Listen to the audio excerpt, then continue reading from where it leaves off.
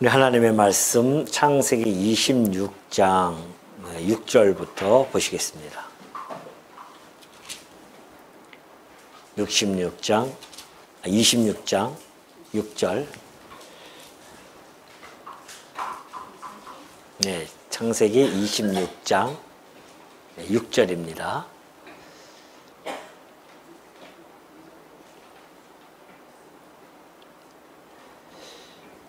우선 11절까지 한번 우리 교독하도록 하겠습니다. 이삭이 그랄에 거주하였더니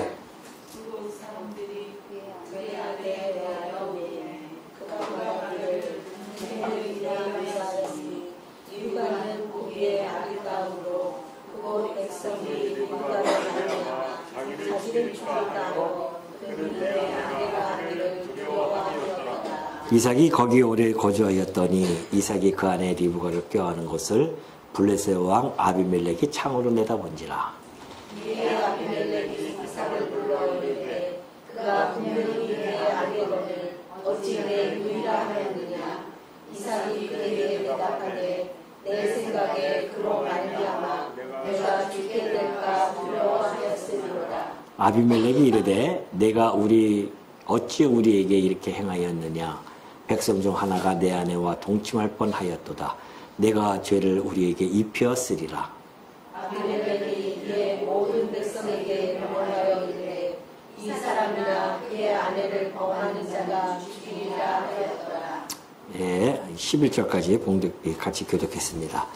우리 지난 시간에 이삭이 흉년을 맞이해서 그랄 땅으로 갔던 것이 기억나시죠? 그곳에서 하나님께서는 애굽으로 내려가지 말라고 하면서 아브라함에게 했던 그 언약을 그대로 계승해 주는 그러한 내용을 우리가 살펴본 바가 있습니다. 자, 하나님께서 함께 하신다는 그 약속, 그리고 복을 주시겠다고 하는 그 3절의 말씀이 여러분이 기억나실 겁니다. 3절을 보면은 내가 너와 함께 했어 내게 복을 주고 내가 이 모든 땅을 너와 내 자손에게 줄 것이다 라고 했던 그 하나님의 그 복에 대한 언약을 이삭은 받았습니다. 그럼에도 불구하고 이삭은 연약한 믿음으로 어떠한 상황을 정말 수치스럽고 이러한 상황으로 그가 끌고 가는걸 우리가 알 수가 있죠. 사실 우리가 그런 경우가 참 많이 있습니다. 살다 보면은 되어질 일들이죠. 미래에 앞으로 되어질 일들에 대해서 잘 모르잖아요. 잘 모르니까는 미리 막 걱정하고 막 땡겨서 염려하고 이런 이 앞으로 일어나지도 않는 그 일에 대해서 이런 경우가 참 많이 있습니다. 그게 우리 가지고 있는 연약함이죠. 염려, 근심 이런 것들은 인간이 타고났기 때문에 미리 아직 일어나지 않았잖아요. 근데도 걱정하거든요. 그 일 때문에 혹시 무슨 일이 있으면 어떨까? 무슨 일 어떨까 하면 어떨까? 저도 가끔 그렇거든요. 가끔 보다가 예를 들어서 아직 일어나지도 않았는데 무슨 큰 재난이 오면 어떡 할까? 이런 염려죠. 이럴 때 나는 어떻게 이걸 대처해야 될까?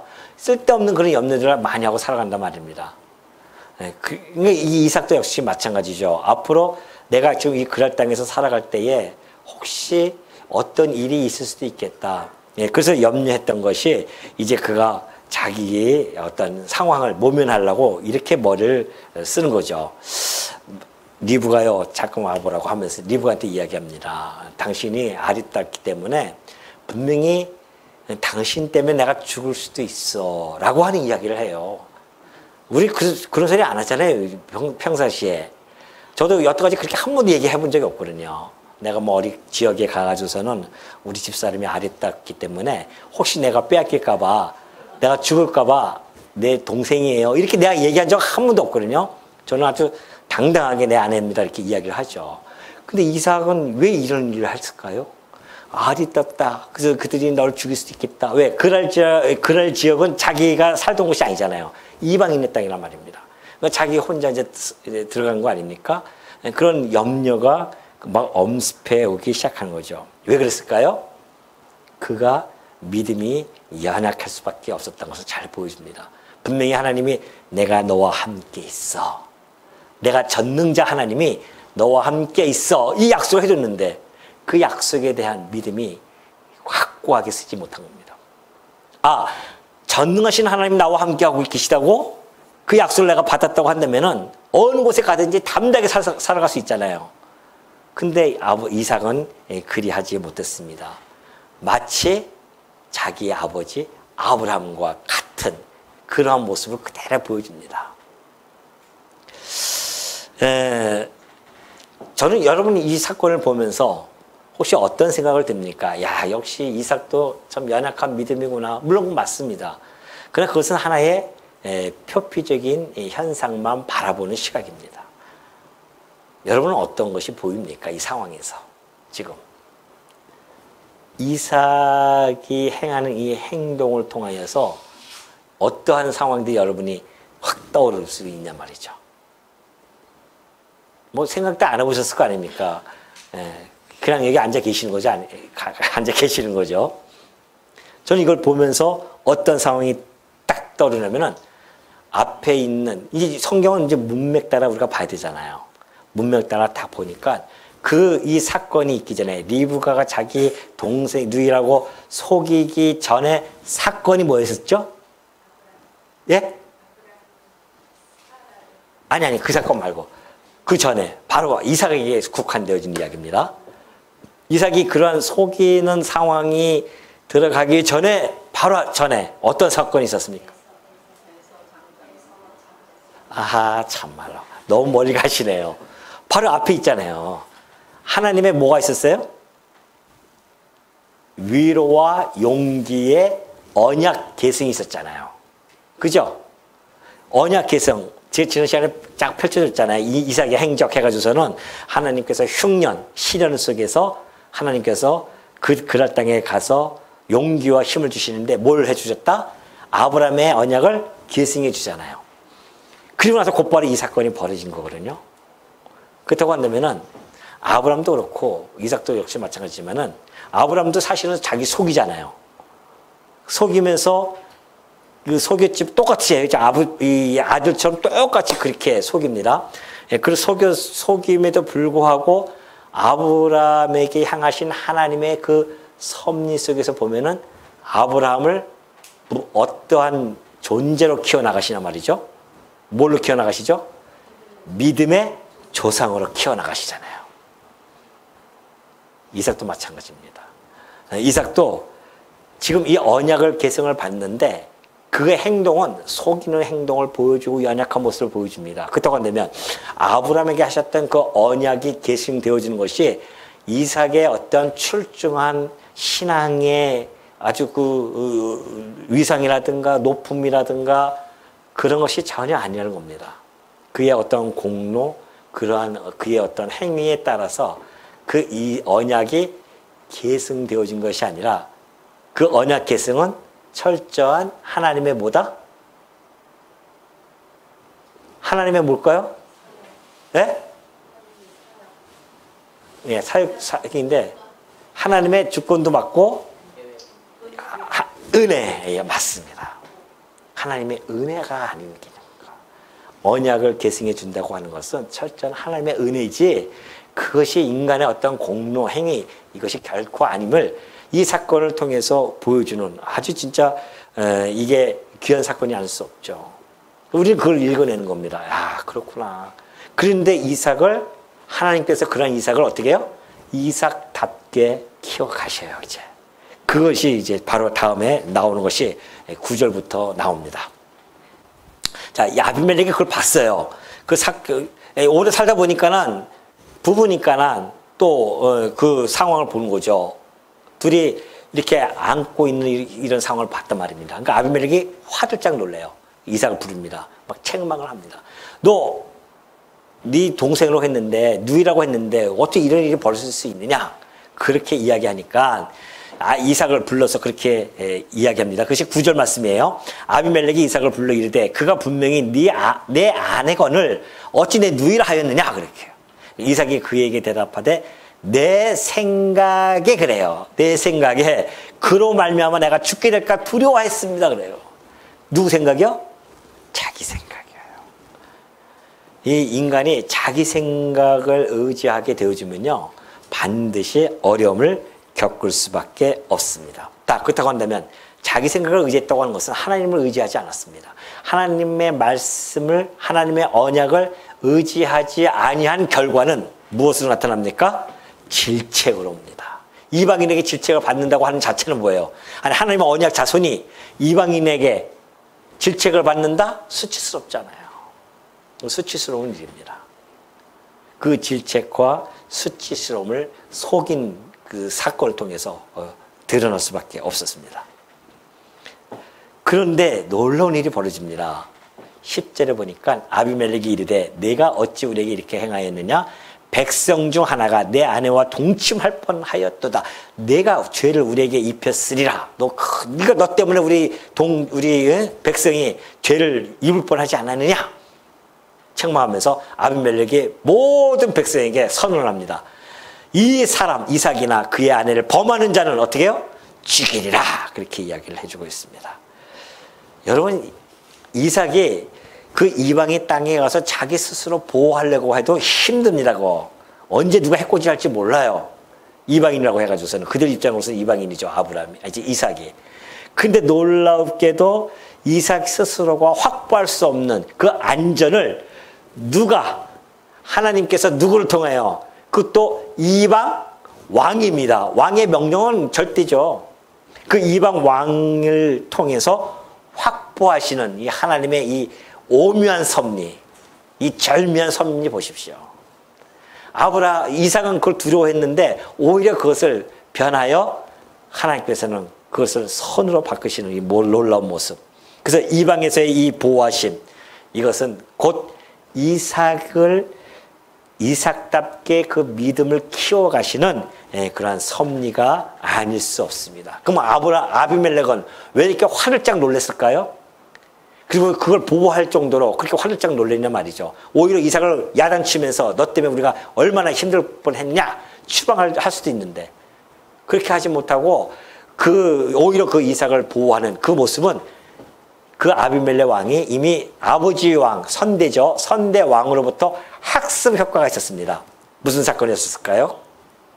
이삭이 동일하게 그렇게 했거든요. 사라를 속였단 말입니다. 근데 아비멜렉이 나중에 알게 되어지죠. 하나님께서 그 사건을 통해서 아비멜렉의 모든 태를 다 닫아버리십니다. 그래서 아기를 못 낳았어요. 그 나중에 아브라함이 그걸 기도하고 나서는 태가 열리죠. 그 사건을 아버지로부터 어찌 안 들었겠냐 말이죠, 그 아들이. 그러니까 아는 겁니다. 그 학습 효과에 의해서 잘못 아브라함 후손인데 그 이삭이, 야, 이 아브라함 후손인데 잘못 건너면 큰일 나겠다. 그렇게 하면서 그렇게 이런 학습 효과 때문에 보호를 선언해주는 이런 모습을 지금 보여주고 있습니다. 하나님이 이삭에 이렇게 속였음에도 불구하고요, 그렇게 지금 그의 가족을 온전히 보호하시는 그런 은혜를 베푸시는 것을 우리는 알 수가 있습니다. 그래서 하나님의 신실하심과 하나님의 역사의 주관자 되심을 보여주는 그런 사건이 아닐 수가 없는 것이죠. 자, 12절 보면 그래요. 이삭이 그 땅에서 농사하여 그 해에 100배나 얻었고 여호와께서 복을 주심으로 그 사람이 창대하고 왕성하여 마침내 거부가 되어 양과 소가 떼를 이루고 종이 심이 많으므로 블레셋 사람이 그를 시기하여 그 아버지 아브람 때에 그 아버지의 종들이 판 모든 음물을 막고 흙으로 메웠더라. 자, 이삭이 그 해에 농사를 짓는데요, 그게 기근이 있었던 해 아니었습니까? 그것이 몇 년 됐는지 모르지만 하여튼 그 해라고 하는 것을 꼭 집어서 이야기한 거 보면은 기근이 있었던 있는 그때가 틀림없죠. 그때에 농사를 짓습니다. 농사를 짓는데 이삭이 농사 전문가가 아닙니다. 사실은 유목민 아닙니까? 그럼에도 불구하고 그 땅에서 머물면서 농사를 지었는데 100배가 나타납니다. 그리고 여호와께서 복을 주어가지고서는 창대해요. 아브라함과 동일하게 그 역사를 진행해 가시죠. 종이 힘이 많고 블레셋 사람들이 그걸 보고서는 시기하지 아니할 수가 없게끔 그렇게 되어집니다. 근데 시기는 하죠. 인간이 가지고 있는 본능이 뭡니까? 시기 아닙니까? 나보다 옆에 사람이 잘 되면 시기 나요. 아니, 사촌도 땅을 사면은 어디가 아파요? 배가 아프잖아요. 근데 이 사촌도 아니고 이방인 아닙니까? 잘 되는 꼴을 보고 있는 거죠. 시기가 납니다. 이게 인간이 가지고 있는 본성이죠. 그러니까 아브라함의 음모를 그냥 메꿔버리는 그런 일을 합니다. 막고 흙으로 아주 메꿔버립니다. 그들이 왜 이삭을 두려워했을까요? 그 창대하고 거부가 되어지고 창대한 걸 보고서는 두려워했을까요? 시기가 나고 그랬을까요? 왜 그랬을까요? 그리고 나중에 16절 보니까 아비멜렉이 이삭에게 이르되 내가 우리보다 크게 강성한데 우리를 떠나라고 그렇게 막 합니다.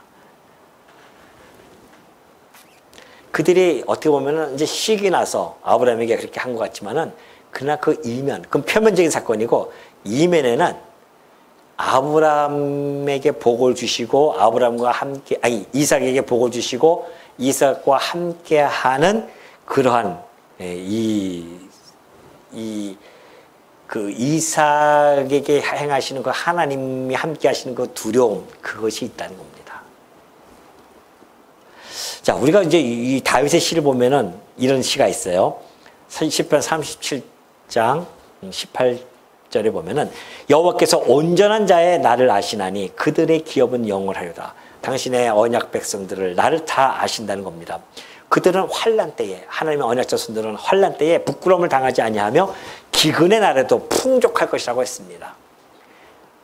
이 시는 지금 이 이삭의 상황과 너무나 잘 맞아떨어지죠. 잘 연상되어집니다.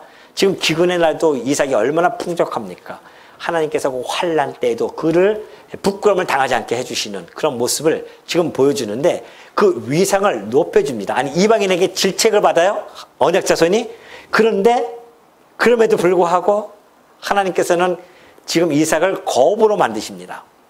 그의 위상을 그때 당시에 그 블레셋 그쪽에 있는 모든 사람들이 그의 위상을 알게 되어지죠. 종이 얼마나 많은지. 블레셋 왕이 위협을 느낄 만큼 과거 아브라함이 그렇게 거부가 되어지니까 아비멜렉이 두려워해가지고서는 그랬던 것처럼 동일한 역사가 지금 그렇게 일어나고 있습니다. 마치 그 역사 속에서 그 평행이 일어났죠. 그것처럼 그렇게 동일하게 탁 일어나고 있어요, 지금. 그러니까는 이 섭리가 왜 그러면 이들이 시기가 나고 그들이 추방하고 그 이유는 그거예요. 그 선대에서 느꼈던 그 두려움. 그리고 지금 그 당대의 왕이 느끼는 두려움. 그것은 뭐다? 이삭, 아브라함에게 하나님이 함께 하셨던 것처럼. 지금 이삭에게 누가 함께하고 계신다? 하나님이 함께하고 계시는구나 그래요. 이것이 이제 인간에게 이웃에게 시기를 받는 거. 이것은 이미 일찍이 전도자였던 솔로몬이 그렇게 이야기한 적이 있습니다. 내가 또 보니까 사람이 모든 수고와 모든 재주로 말미암아 이웃에게 시기를 받는 것은 당연하다는 겁니다. 그래서 이것이 헛되고 바람을 잡는 것과 같다고 그렇게 바라볼 정도로 이웃이 잘 되면 시기 받는 것은 당연한 것이다 라는 것을 이야기했죠. 그리고 창세기 21장 22절 보니까 그때의 아비멜렉과 그 군대장관 아버지 때입니다. 아브라함 때 비골이 아브라함에게 말하여 이르되 네가 무슨 일을 하든지 하나님이 너와 함께 계시도다. 이것이 두려웠었어요. 그래서 그들이 와가지고서는 평화 조약을 맺지 않습니까? 그렇게 맺는 거예요. 지금 이들도 나중에 이제 그 26장 그 밑에 보면요. 우리가 28절인가 26절에 보면은 나타나요. 거기서도 아비멜렉이 이삭에게 그런 이야기를 합니다. 평화조약을 또 동일하게 맺으러 와요. 그러면서 하나님이 너와 함께 하시다. 그게 두려운 거죠. 하나님이 함께 하는 자는 두려워하게 되어져 있습니다. 그러면 우리는 지금 하나님과 함께 하는데 저 이방 사람들이 안 두려워해요, 우리를. 안 두려워하죠? 오히려 손가락질 하지 않습니까? 그렇지 않습니다. 진짜 두려워하는 자들이 있어요. 누굴까요? 사단이죠, 사단. 우리가 하나님이 우리와 함께하면 사단이 그렇게 시기하고 질투를 하면서 한편으로는 겉으로는 표면상으로는 시기하고 질투하는 것 같지만 그러나 한편은 뭐예요? 두려워 떠는 겁니다. 그것이. 그 두려움의 표현이에요. 하나님이 함께 하는 것, 그것이 사단에게는 가장 치명적인 아주 두려움입니다. 그러니까 사단이 우리를 함부로 못하지 않습니까? 감히 하나님이 함께 하는 자를 누가 건들 수 있겠나 말이죠. 여러분 지금 하나님과 함께 하는 자라니까요. 믿습니까? 두려워해요? 이 땅에 살아가면서 두렵습니까 지금? 진짜요? 얼굴을 두려워하면서 아니요. 그러지 말란 말이에요. 진짜 우리 두려워하지 맙시다. 아, 내일 죽으면 어때요? 내일 죽으면. 예? 우리의 본향이 있는데 뭐 두려워서 이 땅에 살아가면서 발발 떱니까? 이 나그네 생활 살아가면서 두려울 거 하나도 없어요. 오로지 살아계신 하나님, 그 하나님의 그 오묘하신 섭리 앞에 그냥 우리는 순종하면서 살아가는 것뿐입니다. 담대하게 살아가십시오. 두려워하지 마시고 미리 일어나지도 않은 일을 땡겨가지고 염려 걱정하지 마시고 제발 다 이삭처럼 일어나지도 않았는데 왜 땡겨서 염려하냐 말이죠. 그날 일은 그날 족한 줄 알아야 염려가. 그럼 닥치면 그런 족한 줄 알아야 되지. 미리 내일 거 염려해가지고서 막 걱정하고 예? 쓸데없는.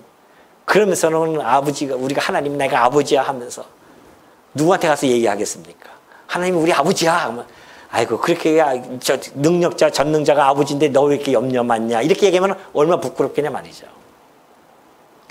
얼굴에서 나타나면 안 됩니다. 뭐 말은 맨날 우리 염려하지 않아요 하지만 얼굴에서 나타나요. 근심과 걱정이 얼굴에 탁 나타납니다.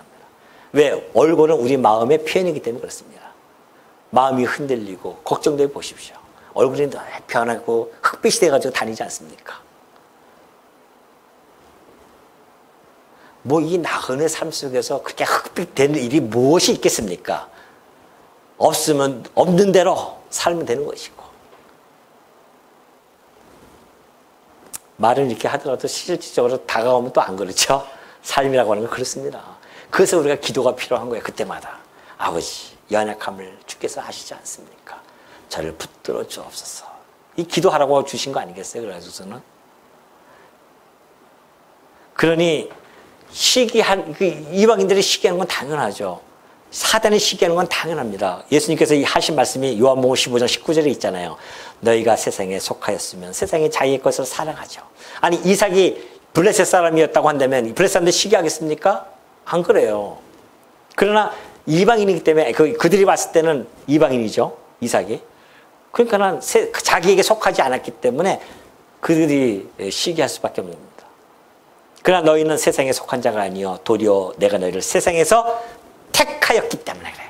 이 세상에서 우리를 택하였기 때문에 세상이 너희를 미워한단 말입니다. 왜? 이 세상이 이미 그리스도를 미워했기 때문에 그와 함께 지체되어진 우리를 미워하는 것은 당연한 일입니다. 여러분 미움을 받는 것은 당연한 일이에요. 누구로부터? 사단으로부터 미움받는 거 당연합니다. 왜? 그리스도께서 우리를 그 공중권세 잡은 이 세상에 있는 그를 거기서 우리를 택하였기 때문에 그래요. 당신의 통치권을 발휘해서 우리를 당신의 통치 안에 집어넣었단 말입니다. 그러니 세상이 우리를 미워할 수밖에 없죠. 당연한 자로 살아야 됩니다. 나 예수 믿고 예수 믿으면 난 잘 먹고 잘 살 줄 알았어. 참만의 말씀. 사단이 가만 두겠냐 말이죠. 어떻게든지 넘어뜨리려고. 자기 수하에 있는 자들은 건들 필요가 없습니다. 그들은 잘 수하니까. 그러나 하나님을 믿는 순간 그때부터는 사단이 가만히 안 놔두는 거예요. 자꾸만 그냥 하나님께 이간질 시키는 거 아니겠습니까? 욥을 갖다 이간질 시키듯이 하나님을 잘 믿는 경외하는 자를 갖다 이간질 시키듯이 그렇게 사단이 끊임없이 그런 간사한 짓을 지금도 하고 있어요.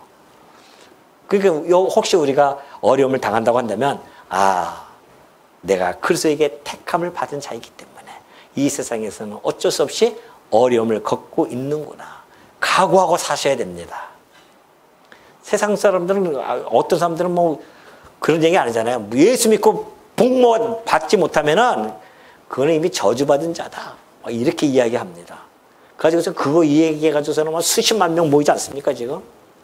예수 믿고 복 받아야 된다고 영혼이 잘된 같이 범사에 잘 될 수밖에 없다고. 안 그래요. 거짓 복음입니다. 그러면 거짓 복음. 물론 잘 될 수도 있어요. 그러나 그것이 위험한 겁니다, 사실은. 이 성도는 이 땅에서 어려움을 당할 때 그것이 하나님의 안전장치예요. 하나님만을 바라보게 하는. 그것이 하나님의 섭리란 말이죠. 그러니까 우리가 어려움을 당할 때는 당연하다 생각하셔야지, 나 이럴 줄 몰랐어. 내가 예수 믿고 난 구원받고 나는 하나님의 백성으로서 잘 살 줄 알았는데, 아니, 애당초 꿈 깨십시오. 어렵다 생각하시고 살아갔어요. 이 세상은 우리 나그네 길이기 때문에 어쩔 수 없어요. 이삭 보십시오. 족족이 다 그렇지 않습니까? 어려움을 다 겪지 않습니까? 그러니까 17절 보십시오. 이삭이 그곳을 떠나 그랄 골짜기에 장막을 치고 거기 거류하며 그 아버지 아브라함 때 팠던 우물들을 다시 팠으니 이는 아브라함이 죽은 후에 블레셋 사람이 그 우물들을 메웠습니다. 이삭이 그 우물들의 이름을 그의 아버지가 부르던 이름으로 불렀더라.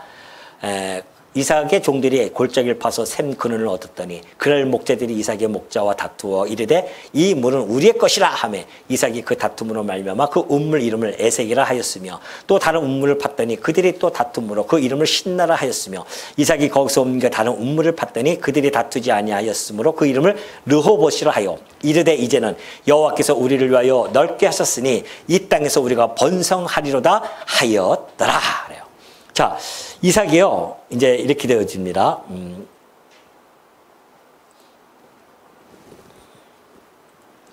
여기 있죠? 여기, 안 나타나네요. 보이죠? 네.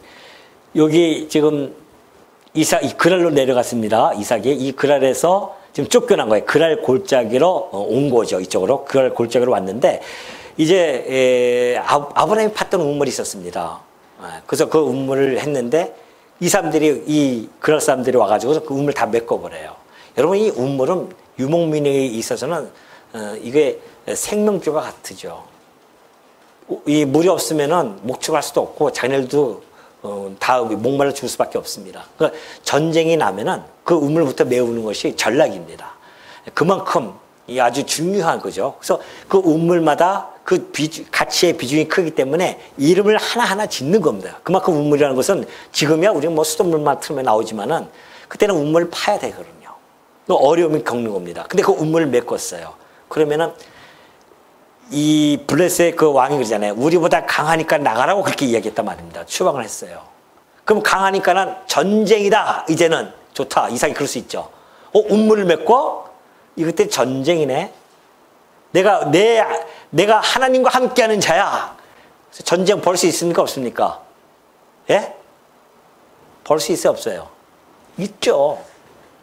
근데 그 우물을 메꿔버리니까 어떻게 합니까? 그냥 냅둡니다. 그리고 다른 데로 옮겨요. 그리고 또 가서 우물을 또 팝니다. 근데 와서 또 그 우물을 자기네들 거라고 또 그렇게 이야기하죠. 아니, 아브라함의 그 우물을 또 맹세해서 사실은 그 맹세한 거 아닙니까? 아브라함이 그 가서 우물 팔 때에 이 그릴 왕이 와가지고서는 아비멜렉이 와서 뭐라고 했냐면은 우리 평화의 조약을 믿자. 그래가지고서는 암양 새끼를 갖다가 줘요. 아브라함이 이 우물 우리 거니까 건들지 말라고 해가지고서는 평화 조약을 맺으면서 알았다. 이 우물 네 거다. 그렇게 했는데 인간이 했던 맹세는 아무 쓸데가 없다니까요. 그냥 메꿔버리면 끝나는 겁니다. 하나님의 맹세는 하나님이 지켜나가지만 인간의 맹세는 아무 의미가 없죠. 그러니까 다 메꿔버렸어요. 또 갔단 말입니다. 또 메꿨어요. 그 이름을 갖다가 강탈을 당했다. 억울하게 강탈당했잖아요. 그것을 에색이라고 이름을 지은 겁니다. 또 옆에 갔더니만 그 다음에 또 대적을 해가지고서는 그들이 와서 대적을 하니까 대적하다 뜻으로서 신나라는 이름을 짓습니다. 또 옮겨요. 이삭이 진짜 홧김에 그냥 확 전쟁을 일으킬 수도 있었을 텐데 안 그래요. 오히려 그걸 아주 통 크게 양보를 합니다. 그리고 마침내 우물을 하나 딱 발견했는데 아주 넓은 지역이에요. 넓은 지역. 그 앞에 거보다 더 좋은 그 넓은 지역을 그렇게 그가 갖게 되어지죠. 그래서 그 넓은 지역이라는 이름으로 르호봇이다 라는 이름을 짓습니다. 이것이 바로 22절에 나타나 있죠. 그 이름을 르호봇이라 하여 이르되 이제는 여호와께서 우리를 위하여 넓게 하셨다. 그렇게 고백을 합니다. 여호와께서 우리를 위하여 넓게 하셨다. 그러니까 지금 이 보니까는 이 과정이 참 어떻게 보면은 여러 가지 어려움이 겪잖아요. 그 부정적인 사건으로 보여질 수도 있었는데 나중에 보니까는 이 모든 것이 끝에 보니까 하나님의 선한 섭리가 이 안에 있더라라는 것을 이삭이 하게 되어집니다. 그래서 그는 정말 이것이 하나님이 우리에게 주신 것이구나. 이 넓은 지역을 하나님이 주셨다고 그렇게 신앙적 고백을 하죠. 여러분 예수님께서 마태복음 5장 5절에 그런 말씀하신 적 있잖아요. 온유한 자는 복이 있나니 그들의 땅을 기업으로 받을 것이요. 구약 시대 때의 이 이삭이 이 온유함을 보여줌으로 말미암아 그 넓은 땅을 넓은 지역을 기업으로 받는 이런 놀라운 역사가 벌어진 겁니다. 구약의 이런 모든 것들을 통해서 우리 예수님께서 말씀해 주셨습니다. 그러니까 이게 이 성도가 악착 같은 것은 그렇게 속 바람직하지 않습니다. 악착같이 내 거 손에 안 볼 거야. 나는 죽어도 손에 안 봐. 이것은 성도의 사실은 자세는 아닙니다. 성도는 온유한 마음이 있어야 됩니다. 다툼과 분쟁 대신에 사실은 온유한 마음 그리고 화평을 구하는 것이 성도의 올바른 마음가짐입니다. 이것이 정말 성도가 가지고 있는 아름다운 그 신앙적인 자태입니다. 근데 오늘날 우리가 기독교가 왜 욕을 먹냐면은 기독교인들이 절대 손에 안 보려고 합니다. 이게 우리가 욕망, 내 안에 있는 탐욕, 욕망과 싸워서 이게 지금 지는 상황이거든요. 실질적으로 하나님의 말씀을 의지하고 살아간다고 한다면 지금은 당장 손해보는 것 같아요. 그래, 그렇지 않습니다. 첫 번째도 손해보는 것 같고 두 번째도 손해보는 것 같아요. 그럼 그 부분적인 삶에 복 함몰 되어져 있으면은 내가 왜 이렇게 손해보고 살아야 돼? 라고 그렇게 생각할 수 있습니다. 그러나 오늘 우리는 아까 얘기했듯이 어디를 바라보고 살아가는 자들이라고요? 본향, 그렇죠. 하나님을 바라보면서 살아가는 자들이에요. 이 나그네 삶을 살면서 조금 더 내가 손에 안 보겠다는 생각은 그런 생각 자체가 이미 자기는 이 땅의 나그네 삶이 아니라 나는 온전하게 이 땅에서 난 끝까지 영원토록 살 사람이라고 착각하는 삶에서부터 나오고 그 탐욕으로부터 나오는 그런 모습일 수밖에 없습니다. 그것은 정말 하나님을 알고 있는 그런 우리의 모습은 결코 아닙니다.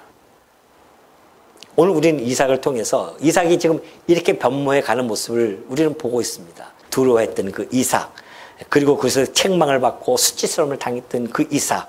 그런데 하나님께서 오히려 복 주고 보호하시고 복 주고 거부가 하게 하시는 그 하나님께서 위상을 높여주시는 이 사건들, 이걸 그가 고스란히 봅니다. 그걸 딱 고스란히 보고 나서는 하나님이 정말 나와 함께하고 계시는구나. 하나님이 지금 나에게 복을 주고 계시는구나. 그러니까 이 복이 가득 찬 이 복받은 자로서의 그 마음이 얼마나 온유해지고 너그러워지고 넓어졌는지 몰라요, 이삭이. 그래서 그는 정말 하나님께서 우리에게 이 넓은 지역을 주셨구나. 그래서 여호와께서 주셨다고 하는 이 긍정적인 역사관을 정립하는 계기가 되어집니다. 이삭이. 이거 하나님이 하셨구나.